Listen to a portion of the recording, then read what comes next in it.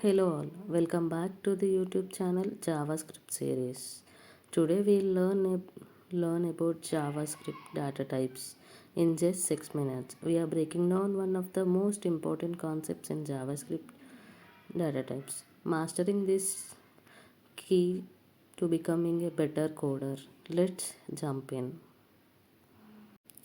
What are JavaScripts? Data types tell JavaScript what kind of data you are working with, like numbers, like text, or even more complex structures.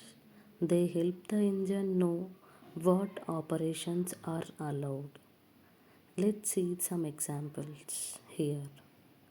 Let a equals to 25, let name equals to else. JavaScript stores data is and manipulates within a program. JavaScript has 8 basic data types.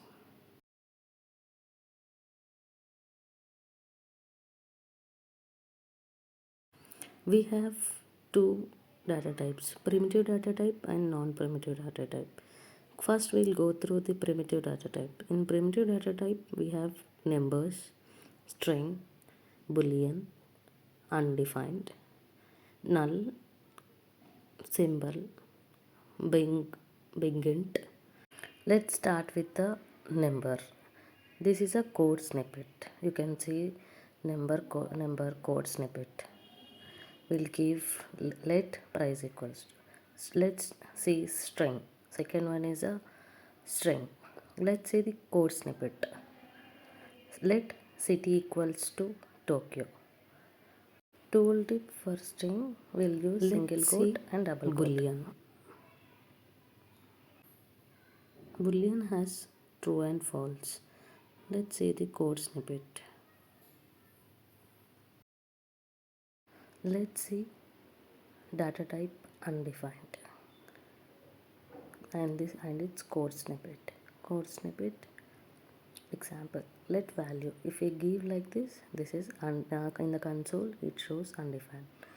Let's see null. Fifth one is a null and its code snippet with the example. Let data equals to null. This gives the null.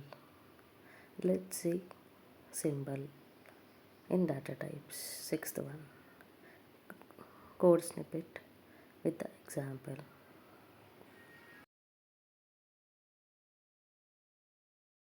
Let's see big int data type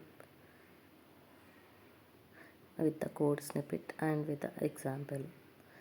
This is a big int. For big int, this is a let's see now with the non-primitive data types with an example. In non-primitive data types, we have objects. Objects is a collection of key value pairs. Let's see an example like this.